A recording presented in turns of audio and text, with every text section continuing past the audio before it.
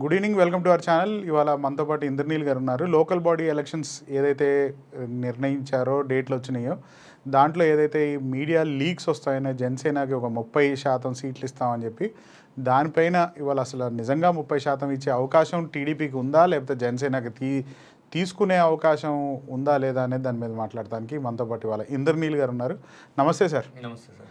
Sir, ఏంటి 30% అనేది లీకేనా, లేకపోతే నిజంగా ఏమైనా డిస్కషన్ జరుగుతూ ఉన్నాయి? అంటే క్యాడర్లో అయితే మాకు ఎక్కువ నెంబర్ ఆఫ్ సీట్స్ కావాలి అనే భావన భారీ స్థాయిలో ఉంది. క్యాడర్ అసలు ఇంతకుముందు అయితే 175 కూడా పోటీ చేయమని చెప్పింది కదా, ఇది పవన్ కళ్యాణ్ గారి అంటే అట్లా కాదు. 2024 ఎలక్షన్స్ ముందు రిపీటెడ్ స్టేట్మెంట్స్ కానీ మీరు ఒకసారి రీకలెక్ట్ చేసి చూసుకుంటే జగన్ గారితో వీళ్ళు విడివిడిగా పోటీ చేయాలంటే భయపడ్డ మాట వాస్తవం.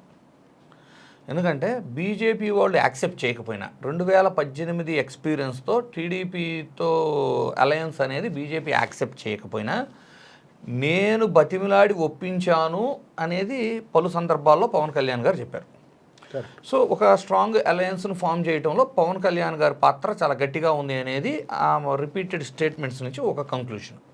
రెండోది ఏంటి అంటే క్యాడర్కి ఎన్నో పబ్లిక్ మీటింగుల్లో క్యాడర్కి ఏం చెప్పారు అంటే, మనం కొన్ని స్థానాల్లో తక్కువ పోటీ చేస్తున్నప్పటికీ జగన్మోహన్ రెడ్డిని అధికారం దించాలంటే మనం కాంప్రమైజ్ అవ్వాలి, ప్రతి ఒక్కళ్ళు ఇబ్బందులు ఉండా కూడా కలిసి వెళ్లాల్సిన అవసరం ఉంది అనేది రిపీటెడ్గా ఇచ్చారు. అంటే ఏంటి, విడివిడిగా జగన్మోహన్ రెడ్డిని ఎదుర్కోలేము, మన వల్ల కాదు అనేది కంక్లూడ్ చేసేశారు.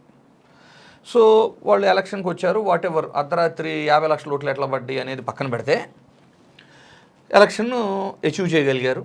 కానీ మీరు ఒక చిన్న డేటా స్టాట్స్ చెప్తున్నాను నేను, ఏ ఊహాగానాలు ఇప్పుడు ఎవరో లీకులు నేను చెప్పను.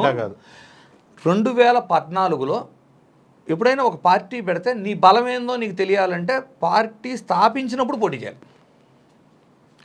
పవన్ కళ్యాణ్ చేసిన తప్పు ఏంటంటే పార్టీ స్థాపించినప్పుడు పోటీ చేయకుండా ఇంకొక పార్టీకి మద్దతు ఇచ్చి దూరంగా ఉన్నాడు. ఇప్పుడు ఏమైపోయింది, అసలు జనసేనలకు పెద్ద టార్చర్ విజయ్, పక్క రాష్ట్రంలోనూ విజయ్ రావటం సీఎం అయిపోవడంతో 2014లో పోటీ చేయకపోవటాన్ని సొంత క్యాడర్ ఇప్పుడు మదన పడుతున్నారు, డైజెస్ట్ అవట్ల వాళ్ళకి. ఎందుకంటే 2014లో పోటీ చేస్తుంటే జనసేన బలం ఏంటో తెలిసేది. ఎందుకంటే పీఆర్పీకి మంచి ఓట్ షేర్ వచ్చింది, నెంబర్ ఆఫ్ ఎమ్మెల్యే సీట్స్ ఆ రోజున ఉన్న పరిస్థితుల్లో మంచి నెంబర్ వచ్చింది, ఓటింగ్ షేర్స్ కూడా బాగా వచ్చినాయి వాళ్ళకి. సో అది ర్యాలీ అంటే వాళ్ళు కంటిన్యూ చేయలేకపోవటము, కొన్ని ఒత్తిళ్ళు అనుకోవచ్చు, లేదు ఒక పొలిటికల్ పార్టీని నడపాలి అంటే ఆర్థిక అంశాలు అవ్వచ్చు, దాన్ని విలీనం చేయటం జరిగిపోయిన కదా జరిగింది. ఇప్పుడు పవన్ కళ్యాణ్ గారు 2014లో పోటీ చేయకుండా 2019లో పోటీ చేసే టైంకి ఏమైందంటే, 2014లో అధికారంలోకి వచ్చిన ప్రభుత్వాన్ని గెలిపించిన కారణంగా 2014లో అధికారంలో ఉన్న పార్టీ ఎదుర్కొన్న ప్రజా వ్యతిరేకతని పవన్ కళ్యాణ్ కూడా ఫేస్ చేయాల్సి వచ్చింది. ఓకే, ఆబ్వియస్లీ కదా, 2014 నుంచి 18 దాకా మీరంతా కలిసే ఉన్నారు. ప్రభుత్వ వ్యతిరేకత ఏదైతే ఉందో నీకు కూడా యాడ్ అయింది. నువ్వు పోటీ చేయకుండా నీ పార్టీకి ప్రజా వ్యతిరేకత తెచ్చుకొని నువ్వేం చేసావు, 2019లో విడిగా పోటీ చేసావు, కమ్యూనిస్టులతో కలిసి పోటీ చేశారు. పోటీ చేస్తే ఎంత ఓటింగ్ పర్సంటేజ్ వచ్చింది, సంథింగ్ 5.8 ఏదో బిలో 6 వచ్చింది, బిలో 6% వచ్చింది. టీడీపీకి ఎంత వచ్చింది, 39+ వచ్చింది. బీజేపీకి ఎంత వచ్చింది, బిలో 1% వచ్చింది. ఈ 39 ఆ 1% 40, ఇతనికి వచ్చిన 6% కలుపుకుంటే 46% ఆఫ్ ఓట్ షేరు ఈ ముగ్గురు విడిగా పోటీ చేస్తే వీటికి కలిపితే 46%.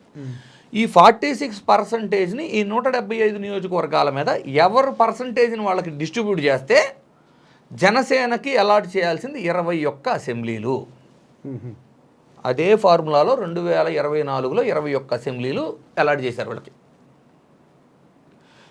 సో అప్పుడు నువ్వు ఎక్కువ అడిగినా ఇచ్చేవాళ్ళు. ఎందుకు అంటే చంద్రబాబు గారు అరెస్ట్ అయి ఉన్నారు, అధికారం కోల్పోతే మరలా అరెస్ట్ అవుతారు, తనకు అవసరము జనసేన పొత్తు ముమ్మాటికి ఆ రోజు చంద్రబాబు గారికి అవసరం. ఇప్పుడు టీడీపీ వాళ్ళు ఏమంటారు, జనసేన మా వల్ల గెలిచింది, 2019లో 2 చోట్ల ఓడిపోయాడు పవన్ కళ్యాణ్, టీడీపీ మద్దతు లేకపోతే పవన్ కళ్యాణ్ గెలిచేవారా అని అడుగుతున్నారు. కానీ యాజ్ ఎ సెఫాలజిస్ట్ మాకున్న స్టాట్స్ నేను 200% చెబుతా, జనసేన మద్దతు వలన అధికారంలోకి వచ్చారు. Without Janasena it's impossible. So ఆ రోజున 50 సీట్లు అడిగినా ఇచ్చేవాళ్ళు, 75 సీట్లు అడిగినా ఇచ్చేవాళ్ళు. 75 అంటే బీజేపీ పార్టీగా వీళ్ళు 50 లాగా. వాళ్ళు చెప్పింది ఏంటి, మీకు సీట్లు ఇవ్వడానికి మేము సిద్ధమే, మీ దగ్గర నాయకులు లేరు గెలిచే నాయకులు అన్నారు. అంటే పార్టీని సంస్థాగతంగా 10 ఏళ్లలో సిద్ధం చేసుకోలేకపోయిన తప్పెవరిది? పవన్ కళ్యాణ్ గారిదే కదా. ఈ ఇచ్చిన 21 సీట్లలో కూడా 10 మందిని తెచ్చి మళ్ళీ వేరే పార్టీ నుంచో సడన్గా తెచ్చి కండవలేసే నిలబెట్టారు కదా జనసేన తరపున గెలిచిన వాళ్ళు కూడా. సో ఇప్పుడు పరిస్థితి ఎలా ఉంది? వీళ్ళు 2024లో 21 అసెంబ్లీకి 21, 2 ఎంపీ స్థానాలకు 2 గెలిచి 100% స్ట్రైక్ రేట్ అని చెప్పుకుంటున్నారు. కానీ స్టేట్ వైడ్ ఎవరు ఓటింగ్ పర్సంటేజ్ ఎంత అని చూస్తే వీళ్ళకి 6.87 దగ్గరే ఆగారు మళ్ళీ. ఎందుకంటే మీరు ఎక్కువ అసెంబ్లీలో పోటీ చేయలేదు కాబట్టి మీకు వచ్చిన ఓట్లు మాత్రమే లెక్కేస్తారు. జనసేన అభిమానులు పొత్తులో భాగంగా టీడీపీకి ఓట్లు వేసినా కూడా ఆ ఓటు లెక్కించబడదు. ఇప్పుడు టీడీపీ ఏమంటుంది, ఈ 6.87%ని క్యాలిక్యులేట్ చేసి మళ్ళీ టీడీపీకి ఎన్ని వచ్చినాయి, బీజేపీకి ఎన్ని వచ్చినాయి, జనసేనకు ఎన్ని వచ్చినాయి తీసి 175 నియోజకవర్గాల మీద డిస్ట్రిబ్యూట్ చేస్తే వీళ్ళ షేర్ ఎంతో తెలుసా? 12.5%. వీళ్ళు ఏమన్నారు, మీకు ఇంకా ఎక్స్ట్రా 2.5% ఇస్తున్నాము, మీకు వచ్చిన ఓటింగ్ ప్రకారం మీకు 12.5% సీట్లు ఇవ్వాలి, మీకు 15 ఇస్తున్నాం అన్నారు. జనసేన వాళ్ళు కార్యకర్తలు ఇప్పుడు టీడీపీ గెలిచిన 164 స్థానాలు కంటెస్ట్ చేసిన కాడ 164 అందరికి కలిపి వచ్చినాయి, ఏదో టీడీపీ వాటెవర్ 146 వాళ్ళు గెలిచిన స్థానాల్లో కూడా జనసేన ఓట్లేసిందిగా. మరి ఆ ఓట్లు లెక్కించకుండా కేవలం జనసేన కంటెస్ట్ చేసిన స్థానాల్లో మాత్రమే క్యాలిక్యులేట్ చేసి దాని ప్రకారం మీకు 15% ఇస్తాము అంటే జనసేనకు మళ్ళీ మోసం జరిగినట్టే కదా. సో ఇది రియల్ గ్యాపా లేదు ఆర్టిఫిషియల్గా క్రియేట్ చేసి తర్వాత మళ్ళీ ఫ్యాన్స్ని సర్ది చెవటానికి మేనేజ్ చేస్తున్న గ్యాపా అనేది ఇంకొన్ని రోజులు వెయిట్ చేసి చూడాలి మనం.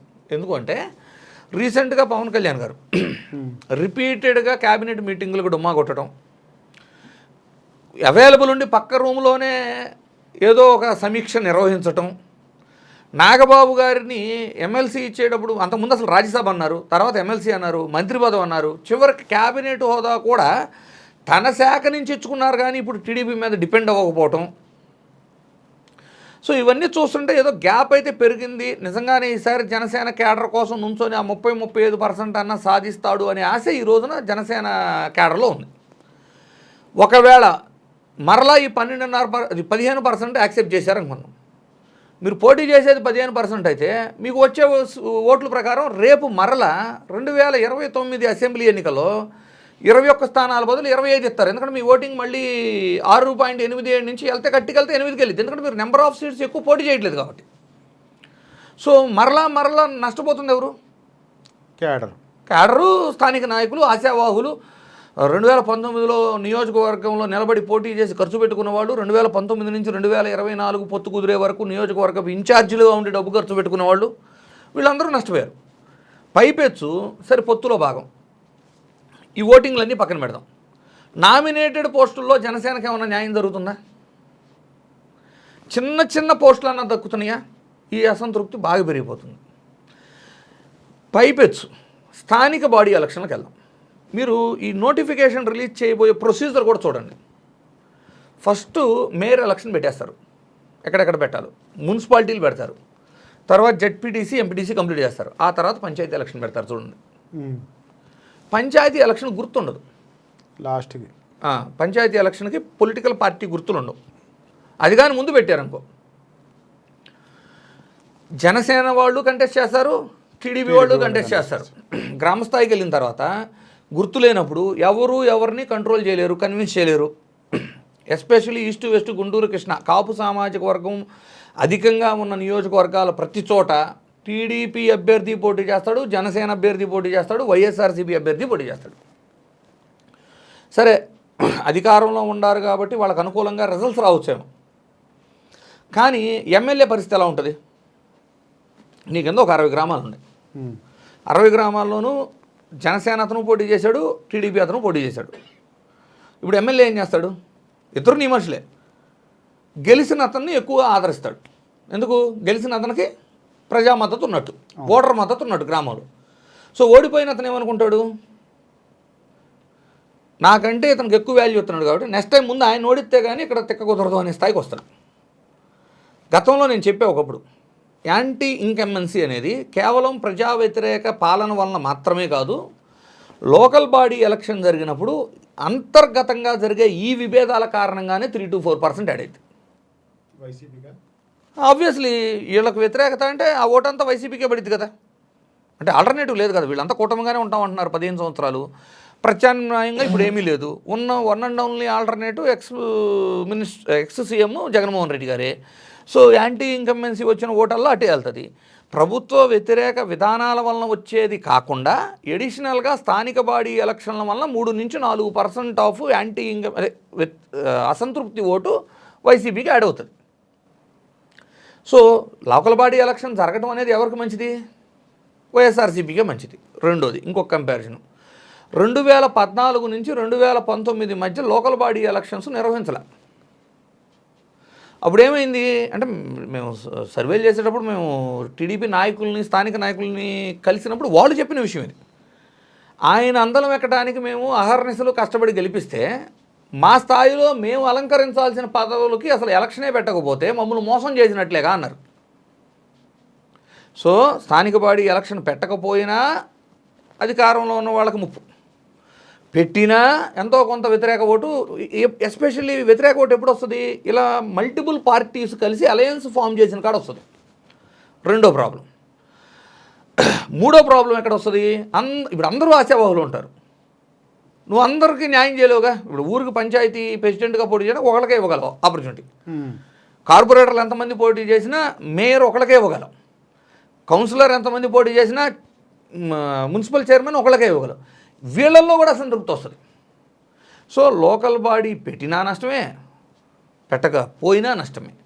ఇక్కడ చిన్న విషయం ఇంద్రనీల్ గారు, గతంలో ఎప్పుడైతే 2020లోనో 19లో ఎలక్షన్ జరిగినప్పుడు వైసీపీ హయాంలో అసలు టీడీపీ నిలబడటానికే భయపడింది. సార్ ఈసారి వైసీపీ అట్లా భయపడకుండా నిలబడిద్దా అని గుర్తుపెట్టుకోండి. ఈ పాయింట్ కొంచెం డీప్గా చెప్తా చూడండి. వైఎస్ఆర్సీపీ అధికారంలో ఉన్నప్పుడు సంథింగ్ 94% లోకల్ బాడీ ఎలక్షన్లో వైసీపీ విజయం సాధించింది అనే విధంగా చూపించారు. అట్ సేమ్ టైం అక్కడ టీడీపీ సక్సెస్ అయింది. ఏం సక్సెస్ అయిందో చెప్తా చూడండి. నామినేషన్లో కూడా ఏనీయకుండా మంత్రి ఆశావాహులు అవ్వచ్చు. ఎందుకంటే 2.5 yearsకి మళ్ళీ మినిస్టర్లు ఇస్తానని జగన్మోహన్ రెడ్డి గారు మారుస్తానని ముందే చెప్పటం, అంటే మంత్రులుగా పోటీ పడటానికి, తమ ఆధిపత్యం చూపించుకోవడానికి, తన యాక్సెస్ పెంచుకోవడానికి జగన్ గారి దగ్గర అప్పుడు ఉన్న ఎమ్మెల్యేలు ఏకపక్షంగా నామినేషన్లు కూడా పడకుండా నియంత్రించగలిగారు. ఇది వాస్తవం. ద బెస్ట్ ఎగ్జాంపుల్ ఒకటి చెబుతా చూడండి. గురజాలు తీసుకుందాం.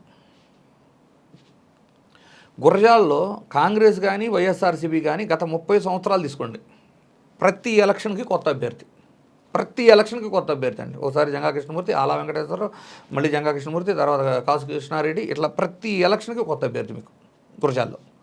టీడీపీకి 30 ఏళ్ళకు ఒకే అభ్యర్థి, ఎరపతినేని శ్రీనివాసరావు. ఫ్యాక్షన్ ఏరియా, ఒక ఫ్యాక్షన్ ఏరియాలో 30 ఏళ్ళగా ఒకే నాయకుడు టీడీపీ తరపు నుండి ఎంటైర్ కాన్స్టిట్యున్సీలో ఒక మున్సిపాలిటీలో కానీ జెడ్పీటీసీ కానీ ఎంపీటీసీల్లో కానీ ఒక్క నామినేషన్ ఏపీ లేకపోయారు అంటే సాధ్యమేనది ప్రజాస్వామ్యంలో? అంటే ఒక్క నాయకుడు కూడా నామినేషన్ వేయడానికి ధైర్యం చేయలేకపోయాడు అంటే ఏం జరిగి ఉంటుంది? మాచర్ల ఎగ్జాంపుల్ గుర్తుంది కదా. నామినేషన్లు ఎవరు వేయనీకపోతుంటే బుద్ధా వెంకన్న అండ్ బోండా ఉమ్మాయుడు వెళ్ళారు, వాళ్ళ మీద దాడి చేసిన వ్యక్తికి స్టేషన్ బెయిల్ ఇచ్చి నామినేషన్ వేయించి మున్సిపల్ చైర్మన్ చేశారు. నేను ఆ రోజు కూడా ఒక ఇంటర్వ్యూలో నేను అప్పుడు కూడా చెప్పాను, ఎప్పుడైతే మీరు ఇంతలా నియంత్రించాలని ట్రై చేస్తారో, కంట్రోల్లో పెట్టుకోవాలని శాసించాలని ట్రై చేస్తారో, డెఫినెట్లీ జనరల్ ఎలక్షన్లో ఇది భారీ స్థాయిలో వ్యతిరేకత అవుతుంది. తిరగబడతారు జనం. అంటే జనం అంటే అపోజిషన్ పార్టీ క్యాడర్ తిరగబడతారు అని చెప్పాను. జరిగిందా మొన్న ఎలక్షన్లో? మాచర్ల గురజాల్లో ఎంతలా దౌర్జన్యం చేశారు, ఎంతలా తిరగబడ్డారు, దాడులు ఎలా చేశారు. నెక్స్ట్ కమ్ బ్యాక్ టు దీని నుంచి ఏమీ నేర్చుకోకుండా మొన్న పులివెందల్లో ఎలక్షన్ ఎట్ చేశారు వీళ్ళు టీడీపీ వాళ్ళు.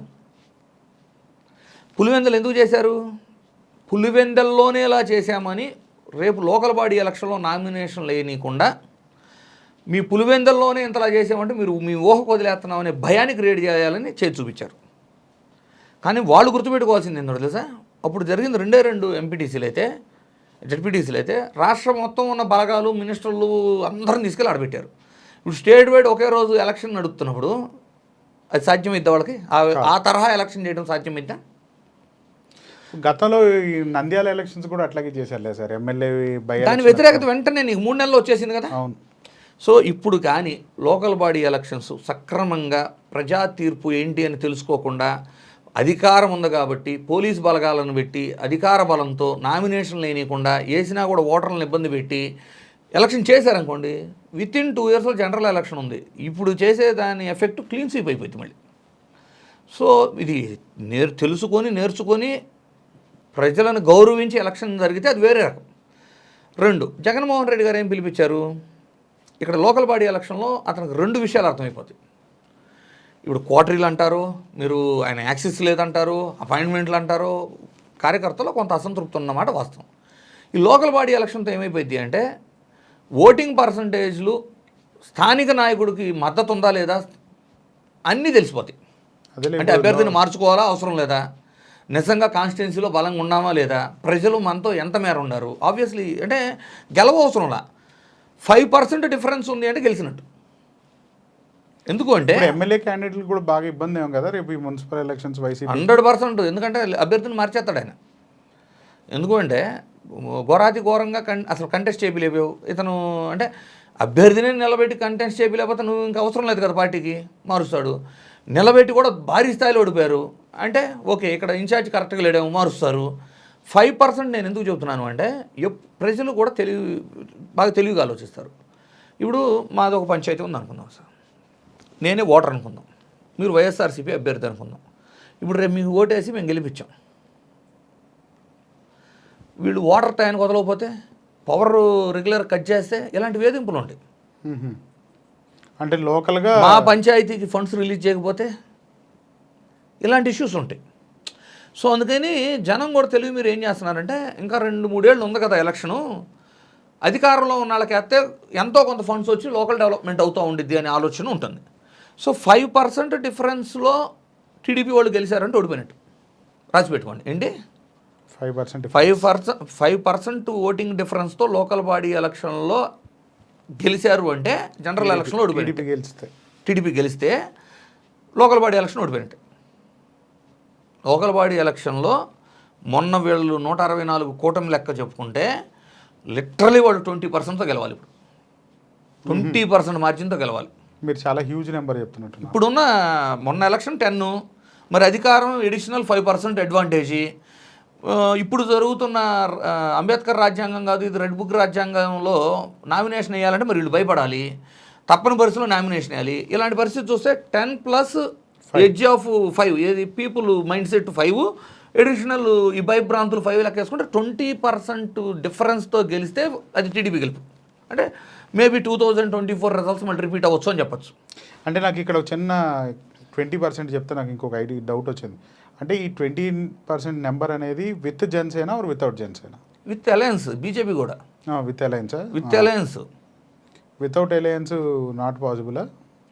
వాళ్ళు ఇప్పుడు నేను చెప్పేది ఏముంది సార్, వాళ్ళు 15 ఏళ్ళు కలిసి ఉన్నాము, జగన్మోహన్ రెడ్డిని ఇంకోసారి రానియొద్దు అని చెబుతున్నారంటే నిన్న మొన్న నేను పవన్ కళ్యాణ్ గారు ఎక్కడో చదివా నేను, ఇది అన్నిటికీ ఇంప్లిమెంట్ కాదు, ఓన్లీ ఫర్ జనరల్ ఎలక్షన్స్ వరకే అని అన్నారు కదా. ఆయన చాలా క్లియర్గా నాదెండ్ల మనోహర్ గారు కానీ వీళ్ళంతా చాలా క్లియర్గా చెప్తుంది ఏంటి అంటే, పవన్ కళ్యాణ్ కానీ మొన్న మేము దించాలి అన్నప్పుడు యాక్సెప్ట్ చేశాము.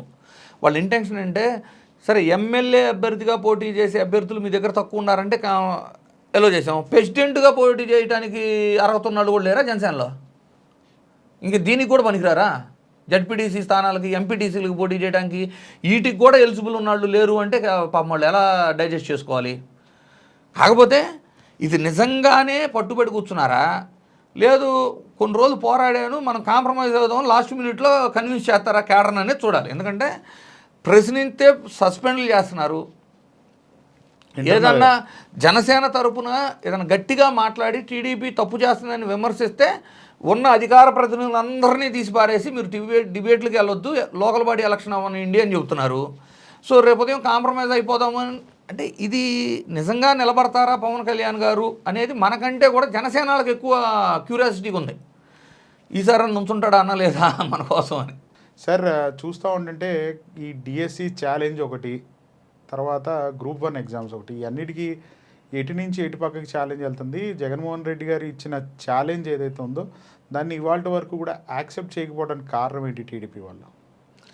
బేసికల్లీ ఇప్పుడు దేశం అంతా జంతర్ మంతరు ఆల్ ఆఫ్ సడన్ చాలామంది ఏమనుకుంటున్నారంటే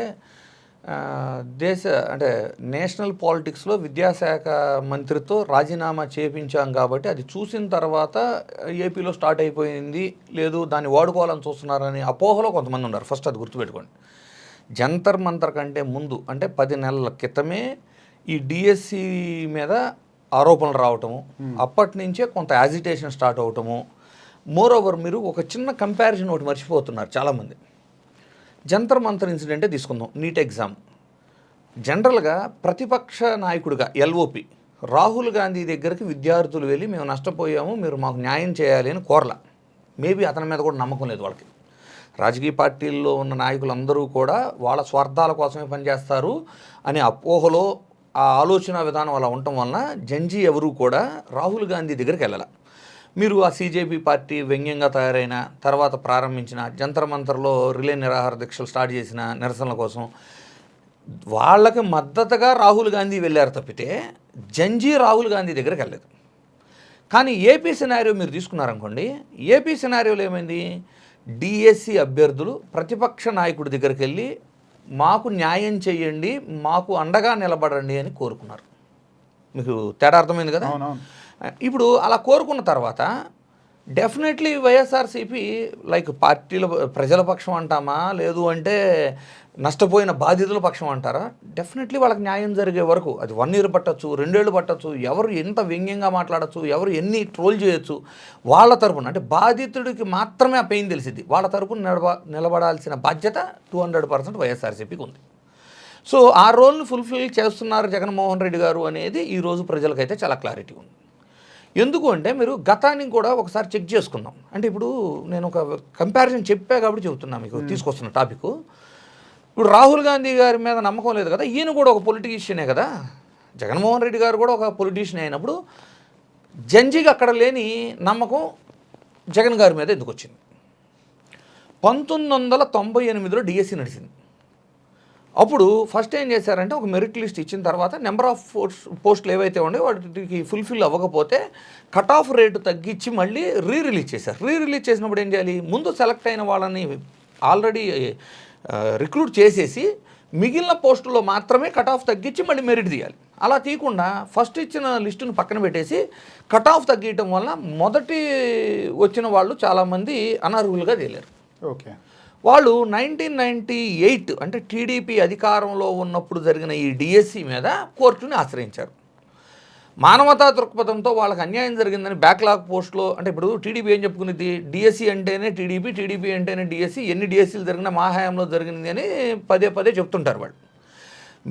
ఎన్నిసార్లు జరిగినా కోర్టు కేసులు కూడా వీళ్ళ హయాంలో జరుగుతున్నాయి. సో 1998లో అభ్యర్థులు ఎవరైతే కోర్టును ఆశ్రయించారో అప్పుడు మానవతా దృక్పథంతోనో బ్యాక్లాగ్ పోస్టులోనో నెక్స్ట్ డిఎస్సిలోనో వీళ్ళకి ఉద్యోగాలు ఇవ్వకపోగా కోర్టుల్లో ప్రభుత్వం పోరాడింది. ఏంటి? వాళ్ళకి ఇవ్వకుండా ఉండడానికి. ఓకే, ఎట్ లాస్ట్ ట్రిబ్యునల్ కోర్టులో గెలిచారు అభ్యర్థులు. తర్వాత దాన్ని మళ్ళీ అప్పుడు కూడా యాక్సెప్ట్ చేయకుండా ప్రభుత్వాలు పైకోర్టు కేసుని మళ్ళీ పైకోర్టులో గెలవడానికి ఇంకో 2-3 ఏళ్ళు పట్టింది. ఆ తీర్పులు వచ్చేటానికి మనం కరెక్ట్గా సమైక్య ఆంధ్ర తెలంగాణ ఈ ఉద్యమాలు నడుస్తూ 2014 ముందు 2011 ఆ టైంలో వచ్చినాయి. సరే, కోర్టు వర్డిక్ట్ ఏమిచ్చింది? తీర్పు వాళ్ళకి న్యాయం చేసి వాళ్ళకి ఉద్యోగాలు ఇవ్వమని చెప్పింది. 2014 నుంచి 2019 వరకు టీడీపీ అధికారంలో ఉంది. చంద్రబాబు గారు అధికారంలో ఉన్నప్పుడు 98లో డిఎస్సి జరిగి దానిలో అన్యాయం జరిగి కోర్టులో ఇన్నేళ్ళు పోరాడి కోర్టు తీర్పు తెచ్చుకున్న తర్వాత 5 ఏళ్ళు అధికారంలో ఉండి కూడా వాళ్ళకి ఏ లబ్ధి చేయలేదు. వాళ్ళకి ఎవరు చేశారు న్యాయం? కోర్టు తీర్పులంటేనో చట్టాలంటేనో గౌరవం ఉన్న జగన్మోహన్ రెడ్డి గారు అధికారంలోకి వచ్చిన తర్వాత 1998 బాధితులకి 4000 మందికి అప్పుడు రొటేషన్ సిస్టము మధ్యలో డిఎస్సీలు నడిచినాయి కాబట్టి ఆ రొటేషన్ సిస్టాన్ని మనం ప్రాపర్గా రోస్టర్ సిస్టమ్ అప్లై చేయలేకపోతున్నాం, కానీ చేయగలిగిన సాయం చేస్తున్నామని ఒక 4,000 మంది అభ్యర్థులకు రిక్రూట్మెంట్ చేశారు. సో అది చూసిన జంజీకి ఏమని అర్థమైంది, తన హయాంలో జరగకపోయినా తను నష్టపోతున్నాడని తెలిసినా, అంటే కొత్తగా డిఎస్సి ఇవ్వటం లేదు అని పదే పదే ఆరోపణలు చేస్తున్న సమయంలో కూడా తను రాజకీయంగా నష్టపోతున్నాడని తెలిసి కూడా బాధితులకు న్యాయం చేసిన వ్యక్తి కాబట్టి అతన్ని అందరు రాజకీయ నాయకులతో కంపేర్ చేయకుండా ఒక స్పెషల్ కేటగిరీ లాగా బాధితులు అంటే కంపల్సరీ వాళ్ళకి న్యాయం జరిగే వరకు జగన్మోహన్ రెడ్డి పోరాడతాడు, వాళ్ళకి న్యాయం జరిగేలా చూస్తాడు అనే నమ్మకంతో వాళ్ళు వెళ్ళి కలిశారు. ఓకే. సో ఆ నమ్మకాన్ని నిలబెట్టుకోవడానికి ఇప్పుడు జగన్మోహన్ రెడ్డి గారు డెఫినెట్లీ వాళ్ళ తరపున మాట్లాడుతున్నారు. అయితే ఈ డిఎస్సి కంటే ముందు ఇంకొక పాయింట్ చెప్పాలి మీకు. పదే పదే ఇప్పుడు మీరు 2019 నుంచి 2024 మధ్య ఒక్క డిఎస్సి ఉద్యోగం కూడా వైఎస్ఆర్సీపీ ఇవ్వలేదు, ఇదే కదా వాదనంతా. ఈ రోజుకి కొంతమంది యువత, అంటే ఎస్పెషల్లీ వాళ్ళని చూస్తే ఆశ్చర్యంగా ఉంది. అంటే యువత చేతిలో ఈరోజు మొబైల్, జస్ట్ ఇన్ఫర్మేషను మీ ఏలో అడిగితే నిజంగా పోస్టులు ఇచ్చాడా జగన్మోహన్ రెడ్డి అని చెప్పేసి. కానీ వాళ్ళు కూడా 2019 నుంచి 2024 దాకా ఒక్క డిఎస్సి ఉద్యోగం కూడా జగన్మోహన్ రెడ్డి ఇవ్వలేదు అనే ప్రలోభంలోనే ఉన్నారు. 2018 ముందు, అంటే అసలు ఫస్ట్ నుంచి చెప్తా చూడండి, 1998 4,000 మందికి జగన్మోహన్ రెడ్డి ఇచ్చాడు. ఒక అతను ఇప్పుడు దాంట్లో 2 రోజులు 3 రోజులే ఉన్నట్టుంది కదా జాయిన్ అయిన తర్వాత. వాళ్ళకి బెనిఫిట్స్ వస్తాయి కదా, తాత్కాలిక జాబ్లే, బట్ న్యాయం అయితే చేయగలిగింది చేశారు కదా. 2-3 రోజులు 2 ఏళ్ళు దాకా ఉన్నారు, బట్ రిటైర్మెంట్ ఏజ్ దగ్గర పడి రిటైర్ అయి ఉంటాడు. 60 ఏళ్ళు వచ్చి రిటైర్మెంట్ ఉన్నదిలే, అదే నేను రిటైర్మెంట్ వచ్చి రిటైర్ అయి ఉంటారు. బట్ 1998లో వాళ్ళకి 4,000 మంది చేశాడు. నెక్స్ట్ కిరణ్ కుమార్ రెడ్డి హయాంలో కూడా ఇలాగే కోర్టును ఆశ్రయించారు, వాళ్ళకి జగన్మోహన్ రెడ్డి న్యాయం చేశాడు. 2 ఇంటర్మ్ స్పెషల్ డిఎస్సీలు నడిపి 1,500 మందిని రిక్రూట్ చేశారు పర్మనెంట్గానే. ఈ 2 కాకుండా 2018లో గుర్తుపెట్టుకోండి, 2018లో చంద్రబాబు గారి హయాంలో మళ్ళీ డిఎస్సి నడిపి 1 ఇయర్ టైం సెలక్షన్ దాకా పేర్లు అన్నీ ఇచ్చారు. 1 ఇయర్ వరకు వాళ్ళకి పోస్టింగ్ ఇవ్వాలి. 2019లో ఎలక్షన్ జరిగినా కూడా పోస్టింగ్ ఇవ్వాలి. జగన్మోహన్ రెడ్డి గారు వచ్చిన తర్వాత ఇచ్చారు వాళ్ళకి పోస్టింగ్. సో ఇవన్నీ కలిపితే ఎంతో తెలుసా, సరాసరి 16,000. ఏంటి 1998, 2008 ఇంటర్మ్ డిఎస్సి, 2018 ఈ 4 అంటే జగన్మోహన్ రెడ్డి గారు అధికారంలో ఉన్నప్పుడు ఉద్యోగంలో డిఎస్సి ఉద్యోగాల్లో జాయిన్ అయిన వాళ్ళు 16,000 మంది. 2024 ముందు 23లో 6,000 మందికి నోటిఫికేషన్ ఇచ్చారు. ఇక్కడ కూడా ట్విస్ట్ ఉంది చూడండి, వాళ్ళు సెలెక్ట్ అయితే ఇది రాజకీయంగా ఉపయోగపడిద్దని కోర్టులో కేసులు వేసి ఆ డిఎస్సిని ఆపింది కూడా మళ్ళీ ఈరోజు మాట్లాడుతున్న వాళ్ళు. ఆ 6,000 పోస్టులకి కలిపి 10,000 యాడ్ చేసి 16,000 పోస్టులు అన్నారు. ఈ 6,000 మంది పోస్టులు రిలీజ్ చేసినప్పుడు ఎవరైతే ఫీజు కట్టారో డిఎస్సి ఫీజు, మరలా వాళ్ళు కట్టే పని లేదు అంటే కొత్తగా ఎవరు అప్లై చేసింది కూడా లేదు. 10,000 మంది కొత్తగా అప్లై చేశారు. రిమైనింగ్ ఎంటైర్ 3,72,000 అప్లికేషన్లు వైఎస్ఆర్సీపీ అధికారంలో ఉన్నప్పుడు వచ్చినవి. సో మీరు 6,000 ఆపారు, 16,000 గత హయాంలో బాధితులకు 16,000 మందికి జగన్ ఇచ్చాడు. ఇలా క్యాలిక్యులేట్ చేస్తే 22,000 మంది డిఎస్సి అభ్యర్థులు జగన్ గారి హయాంలోనే లబ్ధి జరిగినట్టు లెక్క. ఎవరన్నా చెబుతున్నారా, ఎవరన్నా మాట్లాడుతున్నారా? సరే, ఇప్పుడు ప్రస్తుత డిఎస్సి ఆరోపణల గురించి మాట్లాడదాం. అసలు ఎవరు చెప్పిన ఒక విషయం చెప్తా చూడండి. నార్మలైజేషన్, ఈ డిఎస్సి ఎగ్జామ్ నార్మలైజేషన్లో జరిగింది. ఇది తెలుసా? అసలు ఏంటి నార్మలైజేషన్? అసలు డిఎస్సి అంటే ఏంటి? డిస్ట్రిక్ట్ సెలక్షన్ కమిటీ అంటే ఏంటంటే నీకు స్టేట్ వైడ్ ర్యాంక్తో సంబంధం లేదు. ఏ జిల్లాకి ఆ జిల్లాని మెరిట్ లిస్ట్ ఇస్తారు. ఓకే. ఏ జిల్లాకి అన్యాయం జరగకుండా ఏ జిల్లాకి ఆ జిల్లా, అంటే మనం స్థానికతను ప్రయారిటీ చేసి, ఇప్పుడు కదా ఎప్పటి నుంచో ఉంది ఇది. సో డిఎస్సి అంటే ఏ జిల్లాకి ఆ జిల్లా మెరిట్ తీసి ఆ జిల్లాలో ఉన్న వేకెన్సీలకి రోస్టర్ సిస్టమ్ అప్లై చేసుకుంటూ వర్టికల్ హారిజాంటల్ అని నోటిఫికేషన్లో ఇస్తారు. రిజర్వేషన్ సిస్టమ్ ఎలా అప్లై చేయాలి అనేది. హారిజాంటల్ రిజర్వేషన్ కోర్టులన్నీ కూడా హారిజాంటల్ రిజర్వేషన్ ఇవ్వాలని తీర్పులు ఇచ్చినాయి కాబట్టి జగన్మోహన్ రెడ్డి గారు 6,000 పోస్టులు నోటిఫికేషన్ ఇచ్చినప్పుడు కోర్టులని చెప్పిన దాన్ని యాక్సెప్ట్ చేస్తూ హారిజాంటల్ రిజర్వేషన్లో నోటిఫికేషన్ ఇచ్చారు. ఓకే. సో ఇదేంటి జిల్లా లెవెల్లో జరుగుతుంది. ఇప్పుడు మనకు అసలు అభ్యర్థులు ఎంతమంది? 3,72,000 మంది అప్లై చేశారు. డివైడెడ్ బై 26 జిల్లాలు మనకుంది. చేసుకుంటే మీకు కేవలం 11,000 12,000 ఒక జిల్లాకి రాయిపోయేది. ఓకే. మళ్ళీ ఇందులో ప్రీ ప్రైమరీ టీచర్లు వేరు, మీకు ప్రైమరీ సెకండరీ టీచర్స్ వేరు. ఈ ప్రీ ప్రైమరీ కాదు, sorry, below 5 to 10 primary and senior అంతే. ఈ రెండు కేటగిరీస్ ఉన్నాయి పోస్టులు, హెచ్జిటి ఎస్సీ అనుకుంటా, 2 పోస్టులు ఉన్నాయి. ఈ 2 పోస్టులకి అప్లై చేస్తుంటారు కదా చాలామంది. అలా తీసుకుంటే ఏ జిల్లాలో కూడా యావరేజ్గా 8,000 మంది లేరు. 8,000 మందికి సక్రమంగా ఎగ్జామ్ నిర్వహించలేకపోయారు. First thing. ఇంకొకటి ఇక్కడ మీరు మర్చిపోయారు, టెట్ అనే ఎగ్జామ్ కూడా కన్సిడర్ చేయాలి. చెప్తా. ఫస్ట్ నార్మలైజేషన్ అర్థం అవునండి జనాలకి. నార్మలైజేషన్ ఎక్కడ అప్లై చేస్తారనేది కూడా నేను చెప్తా. ఇప్పుడు ఏం చేశారంటే వీళ్ళు కంప్యూటర్ బేస్డ్ టెస్ట్ అనే సిస్టమ్ తీసుకొచ్చారు. ఎందుకు కంప్యూటర్ బేస్డ్ టెస్ట్ అంటే పేపర్ లీకేజ్ని అరికట్టడానికంటే కంప్యూటర్ బేస్డ్ టెస్ట్ అనేది సొల్యూషన్ లాగా చెప్పారు వీళ్ళు. చెప్పి కంప్యూటర్ బేస్డ్ టెస్ట్ అని చెప్పి కొన్ని పరీక్షా కేంద్రాల్లో కంప్యూటర్స్ అన్నీ సెటప్ చేసి, అంటే ఈ 8,000 మందిని 15 రోజుల పాటు రాయించారు టెస్టులు. మీరు రాసిన పేపర్ వేరు, నేను రాసిన పేపర్ వేరు. ఇప్పుడు ఇలా జరిగినప్పుడు ఏమైందంటే మీరు రాసిన బ్యాచ్లో మార్కులు ఎక్కువ వచ్చినాయి అందరికి, నేను రాసిన బ్యాచ్లో మార్కులు తక్కువ వచ్చినాయి మాకు. నార్మలైజేషన్ అంటే ఏంటి, మార్కులు ఎక్కువ వచ్చినాయి కాబట్టి మీకు పేపర్ అంటే ఈజీగా వచ్చినట్టంట, మీకు మార్కులు తగ్గించింది సాఫ్ట్వేర్. టఫ్గా వచ్చింది కాబట్టి మాకు మార్కులు యాడ్ చేసింది సాఫ్ట్వేర్. దీన్ని నార్మలైజేషన్ అంటారు. ఇదే జరిగింది మొన్న. నార్మలైజేషన్ జరిగిద్దా? నార్మలైజేషన్ జరిగింది సార్. జరగకూడదు, ఎలాంటి సిస్టంలో జరగకూడదు. ఎందుకు అనేది చెప్తా చూడండి. నార్మలైజేషన్ ఎక్కడ ఎలా చేయొచ్చు, టోఫెల్ లాంటి దాంట్లోనూ, అంటే నువ్వు క్వాలిఫై అవటానికి ప్రిలిమ్స్ లాంటి దాంట్లోనూ క్వాలిఫై అవటానికి అయితే నువ్వు ఈ నార్మలైజేషన్ని కంప్యూటర్ బేస్డ్ టెస్ట్ ఎలో చేయొచ్చు. సెలక్షన్ అనేసరికి ఎలా ఉండాలి, ఉద్యోగానికి అందరికీ ఒకటే ప్రశ్నపత్రం, అందరికీ ఒకటే సమయం, అందరికీ ఒకటే అవకాశం, అన్నీ ఈక్వల్గా ఉంటే మాత్రమే ద మెరిట్ అనేది బయటకు వస్తుంది. ఇంటర్నెట్ స్లోగా ఉన్నా కూడా నువ్వు డ్యామేజ్ అయినట్టే కదా. నువ్వు రాసిన పేపర్ టైంలో ఇంటర్నెట్ స్లోగా ఉంది, రెస్పాన్స్ టైం స్లోగా ఉంది, తేడా జరిగినట్టే కదా. నార్మలైజేషన్ ప్రొసీజరే రాంగ్ కదా. దీన్ని పెట్టారు వాళ్ళు. First problem. దీన్ని కొంతమంది అభ్యర్థన చెప్పారు కానీ ఎవరు యాక్సెప్ట్ చేయలేదు. సరే, అభ్యర్థులకు నేను నొప్పి రాజకీయ పార్టీలకు అవసరం లేదు కాబట్టి మ్యాండేట్ వాళ్ళకి ఇచ్చారు కాబట్టి అందరూ సైలెంట్గా ఉండిపోయారు. సరే, నార్మలైజేషన్ అయిపోయింది. ఎస్పెషల్లీ స్పోర్ట్స్ కోటాకి పర్సంటేజ్ పెంచారు. గతంలో ఉన్నది 2% అమౌంట్, దీన్ని 3% కింద పెంచారు. పెంచి దీనికి ఆల్రెడీ ఉన్న జీవోల్ని మార్చి, ఈ జీవోలు ఏమని రిలీజ్ చేశారు, ఎగ్జామ్ లేదు. ఫస్ట్ అసలు వరస్ట్ థింగ్ ఏంటంటే ఎగ్జామ్ లేదు, కేవలం వాళ్ళ సర్టిఫికెట్స్ను బేస్ చేసి పోస్టింగ్ ఇస్తా అన్నారు. ఇక్కడ అర్థం చేసుకోవాల్సింది ఏంటి అంటే, ఎగ్జామ్ లేకుండా కూడా పోస్టింగ్లు ఇవ్వచ్చు, కానీ ఈ పోస్టులు కాదు.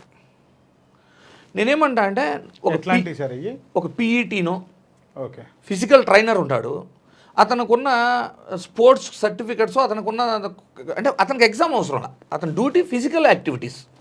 అలాంటి వాటికి నువ్వు ఎగ్జామ్ లేకుండా రన్ చేసుకో. లేదు, కానిస్టేబుల్ ఎగ్జామ్స్ తీసేసి కావాలంటే ఫిట్నెస్ని బేస్ చేసో స్పోర్ట్స్ కోటాని బేస్ చేసో నువ్వు పెట్టుకో, కానిస్టేబుల్ లాంటివి ఇలాంటివి. ఇక్కడ మీరు ఇచ్చిన పోస్టులు ఏంటో తెలుసా, డిఎస్సిలో స్పోర్ట్స్ కోటా అనేది ఒక ఫిజికల్ హ్యాండిక్యాప్డ్, ఒక ఆర్మీ రిజర్వేషను, ఒక ఎస్సీ రిజర్వేషను, అలాంటి ఒక రిజర్వేషన్ అంతే. ఇందులో సెలెక్ట్ అయిన వాళ్ళు మ్యాథ్స్, సైన్సు, సోషలు ఇవన్నీ టీచ్ చేయాలి వీళ్ళు. మరి ఎగ్జామ్ లేకుండా టెట్ రాయకుండా, టెట్ తెలుసు కదా ప్రొసీజరు, ప్రిలిమ్స్ ఒకటి రాస్తారు, రెండోదేమో స్పెషలైజేషన్, అంటే నువ్వు ఏ పేపర్ టీచ్ చేయబోతున్నావు ఆ పేపర్లో క్వాలిఫై ఉండాలి. ఇవేమీ రాయకుండా కేవలం స్పోర్ట్స్ కోటాలో వస్తే నువ్వు బోధన చేయడానికి వచ్చేవాడికి ఎగ్జామ్ లేకుండా ఎలా పెడతావు? ఫస్ట్ అబ్జెక్షన్ ఇది. తరువాత సరే, అదన్నా సక్రమంగా చేశారా? చేసిందే తప్పు. ఆ చేసిన దాన్నన్నా సక్రమంగా చేశారా అంటే అది లేదు కదా. ఏం చేశారు, ఈ స్పోర్ట్స్ కోటాలో గోల్డ్ మెడల్ ఉన్న వాళ్ళకి ఇవ్వకుండా సిల్వర్ మెడల్ ఉన్న వాళ్ళకి ఇచ్చారు. మరి వాళ్ళు ఛాలెంజ్ చేస్తున్నారు కదా. అసలు వరస్ట్ థింగ్ చెబుతా చూడండి, పోస్టులు ఏంటండి, 16,000 పోస్టులు, 33,000 గ్రీవియన్స్ వచ్చినాయి అంటే అక్కడే అర్థమవుతుంది కదా అంత లోపభూయిష్టంగా ఈ ప్రాసెస్ జరిగింది అనేది. 33,000 మంది గ్రీవియన్స్ పెట్టుకున్నారు అంటే ఎంత లోపభూయిష్టంగా జరిగినట్టు. నెక్స్ట్, హారిజాంటల్ రిజర్వేషన్ తెచ్చింది జగన్మోహన్ రెడ్డి. ఆ హారిజాంటల్ రిజర్వేషన్ వల్ల 1:1లో మీరు కన్ఫ్యూజ్ అవుతున్నారు అని ఒక స్టేట్మెంట్ రిలీజ్ చేశారు. అసలు 1:1 అంటే ఏంటి? ఒక జాబ్కి ఒక అభ్యర్థిని సెలెక్ట్ చేస్తారు. సెలెక్ట్ చేసిన అభ్యర్థిని పిలిచారు వెరిఫికేషన్కి, సర్టిఫికేట్ వెరిఫికేషన్కి అంటే అన్నీ అయిపోయినాయి. ఇక మనం ఏదైతే సర్టిఫికేట్ సబ్మిట్ చేయాలో అవి ఒరిజినల్ అయితే నీకు జాబ్ ఇచ్చేయాలి, అవి ఫేక్ అయితే నేను రిజెక్ట్ చేయాలి. 1:1లో పిలిచి జాబ్ ఇవ్వకపోవడానికి కారణం జగన్మోహన్ రెడ్డి గారు ఇంట్రడ్యూస్ చేసిన హారిజాంటల్ రిజర్వేషన్ అని చెబుతున్నారు. అభ్యర్థులు ఏమనుకుంటున్నారు తెలుసా? అభ్యర్థులు కానీ యూత్ కానీ జగన్మోహన్ రెడ్డి గారు ఉండుంటే ఇలాంటివి ఏమీ లేకుండా సక్రమంగా ఎగ్జామ్ జరిగేది అని ఫీల్ అవుతున్నారు. సెలక్షన్ కానీ ఎందుకు అంటే వాలంటీరు ఎంతమంది రాశారు ఎగ్జామ్? 20 లక్షల మంది. 20 లక్షల మంది ఎగ్జామ్ రాస్తే ఎక్కడన్నా ఇలాంటి గొడవలు జరిగినాయి? జరగలేదు అసలు. ఇంకా బాగా గుర్తు నాకు, మేము సర్వేలు చేసేటప్పుడు వైసీపీ నాయకులు వాళ్ళు చెప్పింది, నేను జడ్పీటీసీనండి, మా అబ్బాయికి ఒక పోస్ట్ వేయించుకోలేకపోయాను, అడిగితే లేదన్నారు, సచివాలయం జాబ్ వేయించుకోలేకపోయాము అధికారంలో ఉండి, ఇలా మాట్లాడిన వాళ్ళు కొక్కోలలు. ఈ విషయం టీడీపీ వాళ్ళకు కూడా తెలుసు ఎంత సక్రమంగా సచివాలయం జాబ్స్ అనేవి జరిగినాయి అనేది. మరి అలాంటిది ఒక జిల్లాకి 11,000 12,000 మంది రెండు పోస్టుల కోసం అప్లై చేసిన వాళ్ళకి సక్రమంగా నిర్వర్తించలేక ఇన్ని అవకతవకలు జరిగితే ఎలా యాక్సెప్ట్ చేస్తారు ప్రజలు? మాట్లాడితే సవాళ్ళు ఇసరటం, నేను చర్చకు సిద్ధం అంటారు. అసలు జగన్మోహన్ రెడ్డి దాకా ఎందుకు? ఫస్ట్ 300 మంది పైన కోర్టులో కేసేశారు. నాకు జాబ్ రావాలి సార్, 1:1లో పిలిచారు, నాకు జాబ్ ఇవ్వలేదు, నేను అర్హుణ్ణి అని కోర్టులో కేసు వేసుకున్న వాళ్ళు 300 పైన ఉంటారు. 33,000 మంది గ్రీవియన్స్ అప్లై చేశారు. ఈ ప్రొసీజర్ ఎలా జరిగిందో మాకు అర్థం కావట్లేదు, మాకు క్లారిటీ కావాలి. ఎందుకంటే మీరు మెరిట్ లిస్టులు పెట్టాల, ఫస్ట్ పెడితేనేమో దాంట్లో మార్పులు చేశారు. తర్వాత ఇప్పుడు 1:1లో వస్తారు కదా, 1:1లో వచ్చి మీ సర్టిఫికేట్ వెరిఫికేషన్ జరిగింది. నిన్ను రిజెక్ట్ చేసాం. నేను రిజెక్ట్ చేస్తే రిజెక్ట్ లిస్టు పబ్లిష్ చేయాలి, తెలుసా? అది రిజెక్ట్ లిస్ట్లో ఉందనుకో మీది, నేనేవైతే సర్టిఫికేట్స్ చూపించాలో అవన్నీ నా దగ్గర ఒరిజినలే ఉండేయండి, స్టిల్ నన్ను రిజెక్ట్ చేశారు అని ఈ రెండింటిని ఆధారం చేసుకొని నువ్వు కోర్టుకు వెళ్తావు. నీకు 100% బ్యాక్లాగ్ పోస్ట్ అని ఇవ్వాల్సి వస్తారు వీళ్ళు. అందుకని ఇప్పటిదాకా రిజెక్ట్ లిస్టే పెట్టలే వీళ్ళు.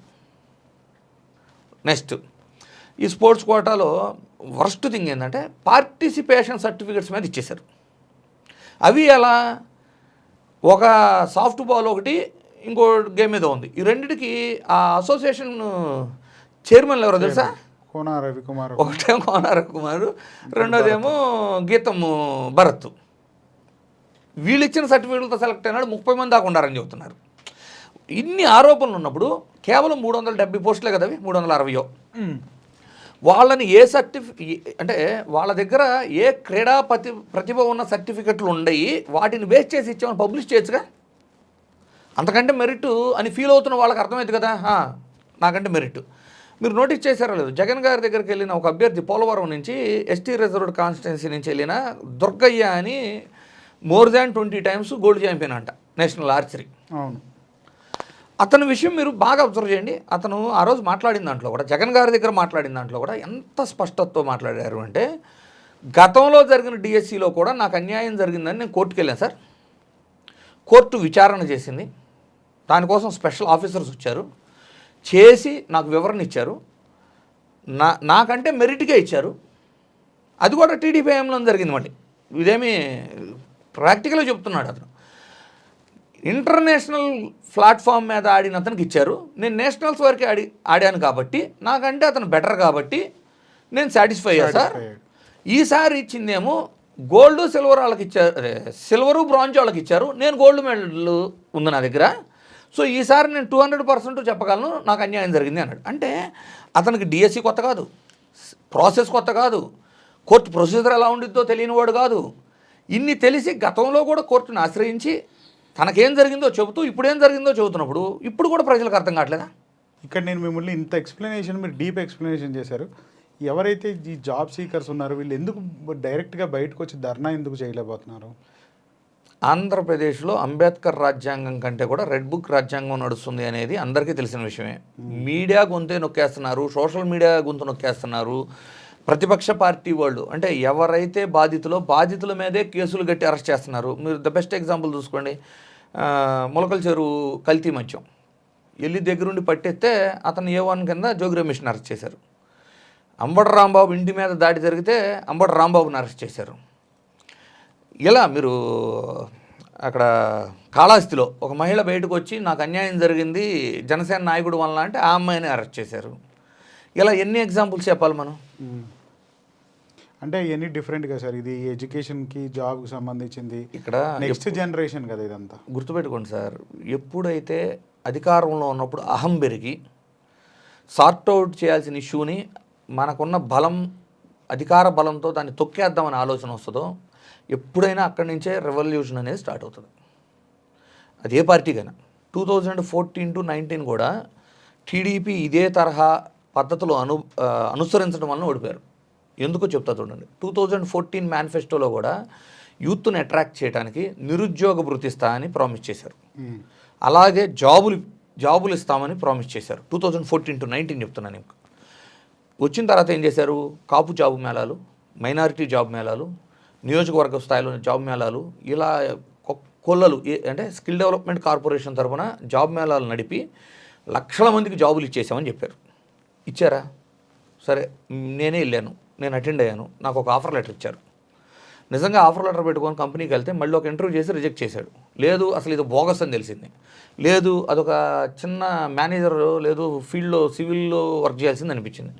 చేయలేకపోయాను. 4 రోజుల్లో తిరిగి వచ్చా. కానీ ప్రభుత్వం నిర్వహించిన జాబ్ మేళాల్లో జాబ్ వస్తే నా పేరెంట్స్ 10 కుటుంబాలకు చెప్పుకున్నాయి కదా. ఇప్పుడు నేను ఆ జాబు లేదు, అదొక ఫేక్ జాబు అని తిరిగి వస్తే ఈ 10 ఫ్యామిలీస్ యాంటీగా ఓటేస్తాయి కదా. ఇది 2014 to 19 మధ్య కూడా జరిగింది. యువతల యొక్క ఆగ్రహాన్ని 19 ఎలక్షన్లో ఫేస్ చేశారు. అలాగే నిరుద్యోగ భృతి ఇస్తానని ఎప్పుడు ఇచ్చారు? లాస్ట్ 3 నెలలప్పుడు ఇచ్చారు. 3 నెలల్లో 4 నెలల్లో 3 మంత్స్. అది ఏంటి? 2,000 రూపాయల కాడికి 10 లక్షల మందిని ఎంచుకొని నెలకు 200 కోట్ల రూపాయలు ఖర్చు చేశారు. ఇదే 200 కోట్ల రూపాయలని ఏం చేశాడు జగన్మోహన్ రెడ్డి? 4 లక్షల మంది వాలంటీర్లు 5,000 రూపాయలు ఇంటికి సేవ చేస్తే అదే భృతి ఏదో ఇద్దాము. సేమ్ బడ్జెట్ అది. 200 కోట్లని ఇట్లా యూటిలైజ్ చేసుకుంటే బెటర్ సొసైటీ అండ్ సర్వీస్ అంటే గవర్నమెంట్ యొక్క సర్వీస్ గవర్నెన్స్ పెరుగుతుంది అనేది చేంజ్ చేశారు. అయితే 2014 to 19 జాబులు ఇస్తామని చెప్పి మోసం చేశారు, ఇవ్వకుండా ఇచ్చేసామని చెప్పారు. అలాగే నిరుద్యోగ భృతి ఇవ్వకుండా డిలే చేసి 2019లో యువత ఆగ్రహానికి గురయ్యారు.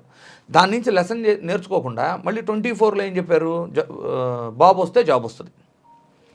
మీకు బాగా గుర్తుంటే ఇంటికి ఒక జాబ్ వస్తుందని ప్రచారం చేశారు. ఇంటికి ఒక జాబ్ 24లో ఇంటికి ఒక జాబ్ అంటే 1,60,000 లక్షల జాబులు ఇవ్వాలి. లేదా 3,000 కూడా ఇస్తా అన్నారు కదా. నిరుద్యోగ భృతి 3,000 ఇస్తా అన్నారు. ఇంకోటి ఏం చెప్పారు? 20 లక్షల ఉద్యోగాలు ఇస్తామన్నారు. 20 లక్షల ఉద్యోగాలు ఇస్తానన్నది ఇప్పుడు ఏం చెబుతున్నారు? ఆల్రెడీ ఒక 7 లక్షల మందికో ఇచ్చేసాం, 23 లక్షల ఉద్యోగాలు అయిపోతాయి రాబోయే 1 year లోపు. ఇప్పుడు వస్తున్న ఇండస్ట్రీస్ ఈ లెక్కల్లో 23 లక్షల ఉద్యోగాలు ఇచ్చేయబోతున్నామని చెబుతున్నారు. ఆల్రెడీ ఉద్యోగాలు ఇచ్చేస్తున్నప్పుడు ఇంక నిరుద్యోగ భృతి ఎందుకు అని మాట్లాడుతున్నారు. అంటే 2014 నుంచి 19 మధ్య చేసింది ఇదే కదా. మీరు 23 లక్షలు అంటే ఎంతో తెలుసా సార్ మీకు నియోజకవర్గానికి? జస్ట్ మన ఆడియన్స్ కూడా చెబుతున్నా, 23 లక్షలు కాదు, 20 లక్షలు వేసుకోండి. 20 లక్షలు డివైడెడ్ బై 175 నియోజకవర్గాలు వేసుకుంటే 11,500 నుంచి 12,000 మధ్య వస్తుంది. ఒక నియోజకవర్గంలో 11,000 నుంచి 12,000 ఉద్యోగాలు ఇవ్వాలి అంటే నియోజకవర్గంలో ఉండేది 60 నుంచి 100 గ్రామాలు. అంటే గ్రామానికి 150 ఉద్యోగాలు. ప్రతి 5 ఏళ్లలో ఒక ఉద్యోగం ఇవ్వాలి. వచ్చినాయి అంటారా? చెక్ చేసుకోండి మీ ఊర్లో ఎన్ని వచ్చినాయో ఉద్యోగాలు. సో ఇవన్నీ కూడా సార్ నిజంగా అంతమందికి ఉద్యోగం అయితే గెలుస్తారు సార్ వాళ్ళు. 12,000 మందితో ఒక సభ పెట్టుకోమనండి, ఒక సమావేశం. లేదు ఇలాగే మోసం చేస్తే ఏం జరిగింది? ఇప్పుడు 2014 నుంచి 19 మధ్య మోసం చేసినప్పుడు ఇప్పుడు కూడా చేస్తే నియోజకవర్గానికి ఇదే 11,000 మంది, కుటుంబానికి ఒకళ్ళు అంటే 40,000 ఓట్లు. 2024లో మీకు పడ్డ 40,000 మీకు మైనస్, అవి వైసీపీకి ప్లస్ అంటే 80,000 ఓటింగ్ తేడా వస్తుంది ఒక్కొక్క నియోజకవర్గంలో యువతను మోసం చేస్తే. ఇదే తరహాలో మీరు ఇంకా రాబోయే 2 ఏళ్ళు కూడా వ్యవహరిస్తే టీడీపీ కూటమికి చెబుతున్నా, నియోజకవర్గానికి 80,000 ఓట్లు తేడా అంటే 2-3 సీట్లు కూడా గెలవరు వీళ్ళు 175. ఓకే. సో వీళ్ళు ఎంతసేపు అధికారంలో రావడానికి ప్రతిసారి యూత్ని వాడుకోవటం, యూత్ని మోసం చేయటం. ఈ ఫైనల్గా అసలు ఆ ఛాలెంజ్ యాక్సెప్ట్ చేస్తారా, లేకపోతే దాన్ని ఏమన్నా మైండ్ డైవర్షన్ చేస్తారా? ఇందాక నేను రాజేశ్వర్ రెడ్డి సార్తో మాట్లాడుతుంటే సార్ నాకు కొత్త యాంగిల్ చెప్పారు. ఒరే నువ్వు పిచ్చోడ్లాగా నన్ను అడుగుతున్నావు క్వశ్చను, ఆల్రెడీ వాళ్ళు డైవర్ట్ చేసేసారు, ఆల్రెడీ వైసీపీ వాళ్ళు అవినాష్ రెడ్డి కేసులోకి తిరిగిపోయారు, ఇది మర్చిపోయారు అని అన్నాడు. అంటే ఇప్పుడు గుర్తుపెట్టుకోండి సార్, పొలిటికల్ పార్టీ ఒక నేరేటివ్ క్రియేట్ చేసి తయారు చేస్తే డైవర్షన్లో పడిపోతుంది. డైవర్షన్ వచ్చినప్పుడు డైవర్షన్లోకి వెళ్ళిపోతుంది. పీపుల్ సఫర్ అవుతూ ఒక సఫకేషన్ సొసైటీలో ఉండేది చూసారా, అది డైవర్షన్ అవ్వదు. అంటే ఇక్కడ నేను ఈ క్వశ్చన్ మీకు ఎందుకు చెప్పానంటే, ఇప్పుడు వాళ్ళు ఎవరైతే బాధితులు ఉన్నారో వాళ్ళు వైసీపీని ఆశ్రయించారు. అది వాళ్ళు చేశారు కాబట్టి, అంటే గబుక్కున వైసీపీ దీన్ని ప్రయారిటైజ్ చేయకుండా తీసుకోకుండా ఏమన్నా అవినాష్ రెడ్డి ఈడీ కేసు మీద ఏమన్నా నిన్న డైవర్ట్ అయిందా అని అడుగుతున్నాను. That's what I'm telling. నేనేమంటా అంటే ఆబ్వియస్లీ టీడీపీ వాళ్ళు డైవర్షన్ పాలిటిక్స్ చేశారనుకుందాం. ఒకవేళ వైసీపీ వాళ్ళు కూడా ఒక వారం రోజులు దాంట్లో ట్రాప్లో పడి మాట్లాడారనుకుందాం. కానీ సొసైటీలో బాధితులు ఒక సఫకేషను, ప్రజల్లో ఒక అసహనం ఉంది కాబట్టి 4 రోజుల తర్వాత అయినా మళ్ళీ ఇది రగులుతానే ఉండేది డిఎస్సి వివాదం. ఇది అంత ఈజీగా సప్రెస్ అయ్యేది కాదు అంటున్నాను నేను. అంటే మీరు అనేది ఇది పబ్లిక్ మూమెంట్ లాగా ఉంది. పబ్లిక్ మూమెంట్ ఎప్పుడైనా గుర్తుపెట్టుకోండి, పబ్లిక్లో సఫకేషను, ఒక అసంతృప్తో, అసహనమో లేకపోతే పొలిటికల్గా పార్టీ చేసే ర్యాలీ ఎక్కువ రోజులు నిలబడదు. ఓకే. సో ఆ పరిస్థితి ప్రజల్లో ఉంది అంటున్నాను నేను. ఇంకొకటి నోటీస్, ఇప్పుడు మీరు ఎన్నాళ్ళు అడిగారు నన్ను ఛాలెంజ్ యాక్సెప్ట్ చేస్తారా అని. గతంలో ఇలాగే జగన్మోహన్ రెడ్డి గారి మీద అసెంబ్లీలో ఆరోపణలు చేస్తే దివంగత ముఖ్యమంత్రి వైఎస్ రాజశేఖర రెడ్డి గారు సిబిఐ విచారణ అన్నారు. అవును. అప్పుడు ఏ విధమైన ఛాలెంజ్ను వాళ్ళు యాక్సెప్ట్ చేశారో ఇప్పుడు అదే తరహా ఛాలెంజ్ యాక్సెప్ట్ చేస్తారు. అసలు ఛాలెంజ్ ఇప్పుడు ఛాలెంజ్ యాక్సెప్ట్ చేయాలి అంటే ఫస్ట్ సిబిఐని ఎదుర్కొనే గుండె ఉండాలి. 2014 నుంచి 2019 మధ్య బీజేపీతో పొత్తులో ఉండి బీజేపీతో 2018లో కటీఫ్ అయిన తర్వాత, చేసుకున్న తర్వాత సిబిఐ జనరల్ కన్సెంట్తో ఆంధ్రప్రదేశ్లో వచ్చి ఎలాంటి కేసును విచారించడానికి వీల్లేదు అని జీవో పాస్ చేశారు, గుర్తుందా? అవును. అది మనకున్న గుండె ధైర్యం సిబిఐ అంటే ఫస్ట్. తర్వాత 2024లో మళ్ళీ బీజేపీతో కలిసి ప్రభుత్వాన్ని ఏర్పాటు చేసిన తర్వాత, సరే 2014 నుంచి 2019 మధ్య అంటే వీళ్ళ సపోర్ట్ వాళ్ళకి అవసరంలా, అధికారంలో నిలబడాలి అంటే బీజేపీ ఈసారి వీళ్ళ సపోర్ట్ అవసరం. సో వీళ్ళు కొంచెం ధైర్యం చేశారు, సిబిఐ మందేలే, కేంద్రంలో ఉంది మనమే, రాష్ట్రంలో ఉంది మనమే కదా అని. తిరుమల లడ్డూలో పంది మాంసం కలిసింది అనే ఆరోపణ చేసి సిబిఐని పిలిచారు. సిబిఐ వచ్చి ఏం చేసింది, ప్రాపర్ ఇన్వెస్టిగేషన్ చేసి ఫస్ట్ ఆ ఆరోపణ తప్పు, పంది మాంసాలు ఇలాంటివి కలవల, యార్ డైరీ, వైష్ణవి డైరీ చుట్టూ కథ తిరిగింది. ఈ శాంపిల్స్ వచ్చినాయి అని కూడా టీడీపీ అధికారంలో ఉన్నప్పుడు ఇప్పుడు వచ్చిన శాంపిల్సే మేము టెస్ట్ చేసింది అని తెలిసింది. ఈ టెస్ట్ చేసిన శాంపిల్సే క్వాలిటీ లేవు అని తెలిసింది. అంటే ఇప్పుడు అసలు అంటే నేనేమన్నా, ఇప్పుడు గతంలో ఎక్స్పీరియన్స్ జనరల్ కన్సెంట్ లేకుండా సిబిఐ రాకూడదు అనే గుండె, పిలిస్తేనేమో వీళ్ళు మనకు ఫేవర్గా ఏం చెప్పట్లేదు, పైన ఉంది మనమే, కింద ఉంది మనమే అంటే మనకేం ఫేవర్ చెప్పట్లా. ఇప్పుడు సిబిఐని పిలుస్తారని మీరు అనుకుంటున్నారా? ఇప్పుడు మీకే వదిలేస్తాను ఆప్షన్.